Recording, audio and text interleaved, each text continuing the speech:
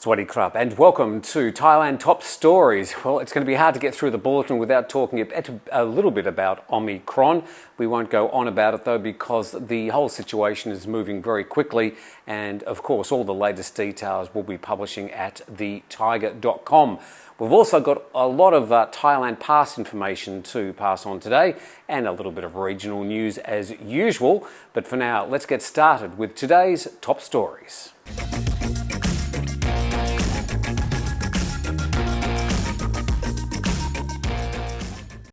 Much written and published over the weekend about the new COVID variant already named Omicron.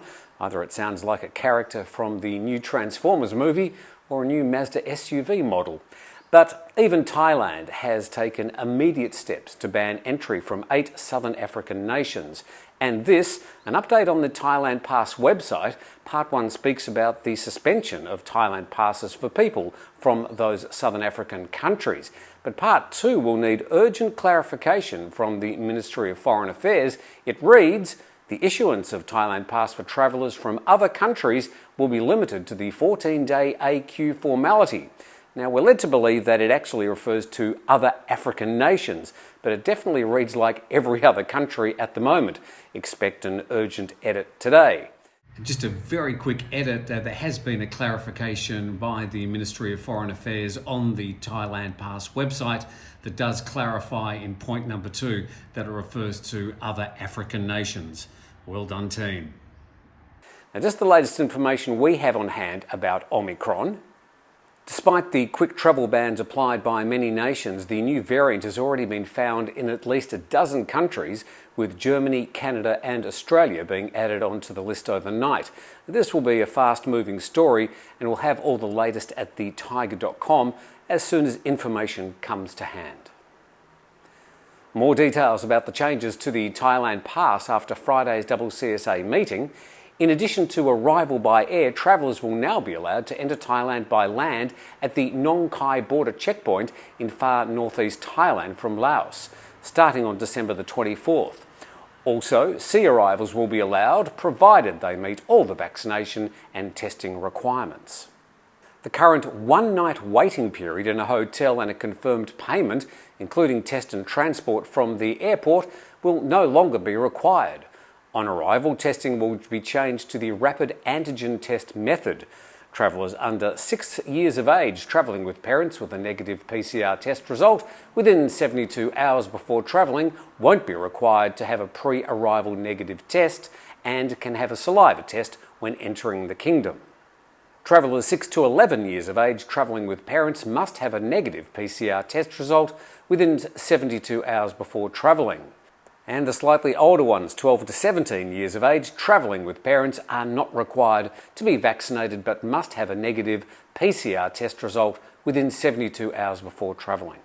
Travellers previously infected within 3 months before travel must have a medical certificate of recovery or get vaccinated with at least 1 dose of an approved vaccine for an unspecified period of time before travelling.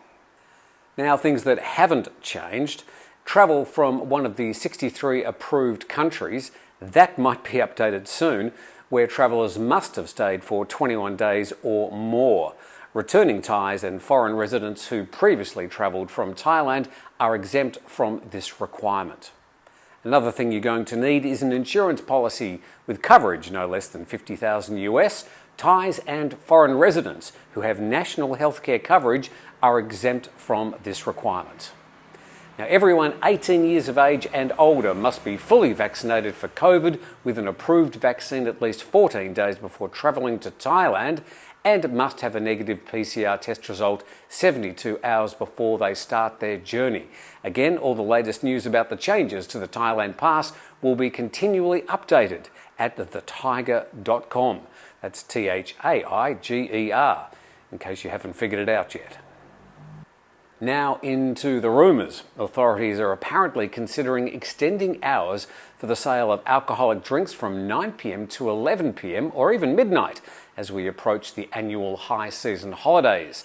The Tourism and Sports Minister says the proposal will be discussed today, but he warned that measures to prevent another spike in COVID cases will also likely be applied along with the easing of hours.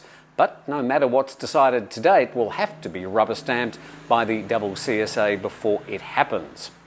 Even though Bangkok, Phang Nga and Phuket have been allowed to serve alcohol in restaurants already, businesses are calling for an easing of these restrictions. The situation in Krabi, while being allowed to serve alcohol officially in restaurants, is a bit more opaque, with the governor keeping the province's alcohol ban in places. Now, Pattaya, probably the one place in the country most affected by the alcohol bans, remains officially a dry city at the moment, but the bar and entertainment industry there are continuing heavy petitioning, both of the Chonburi Council and the CCSA. A new Nida Poll has revealed that a majority of Thais disagree with a proposal to legalise the production of porn. They asked respondents about the proposal for the legalisation of production of pornographic films. 77% said they strongly disagree with it, saying it would cause children and youth to become preoccupied with sex, because our youth are apparently not already preoccupied with sex. The naysayers commented things like pornographic materials were immoral and Thailand is a Buddhist country, and they could also lead to more sex-related crimes and sexual harassment. But 20% of respondents agree with the proposal, noting that people should have the right to produce pornographic material in the modern era. Asked if they'd ever viewed pornographic publications, 54.1% said no. Another 45.8% were probably more honest and said yes. Thailand's police cyber task force is working with their US counterparts to crack down on a major counterfeit network. So far, they've seized offset printing machines and thousands of counterfeit $100 bills. Police say it's the biggest crackdown on a forgery gang since 2012. Police have managed to arrest suspects ranging from dealers, organisers and people running the printing operations. Police also confiscated 3 high-quality offset printing machines. So far, the major arrests have been in Phetchaburi and Nakhon Pathom, both within a few hours' drive of Bangkok. Police have noted the very high quality of the fake notes and say that even experienced investigators had to look carefully at the counterfeit notes. Around 36,000 fake $100 US bills have been confiscated. Regionally, Singapore says they're watching the new coronavirus variant Omicron closely and may be forced to roll back the easing up of safety measures, including amending its vaccine travel lane program for a time if necessary.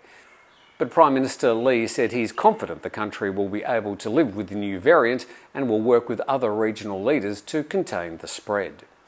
As far as regional headlines are concerned, it's really much the same around the region this morning as the world waits and sees what, if any, threat Omicron may present to the ongoing slow return of world travel.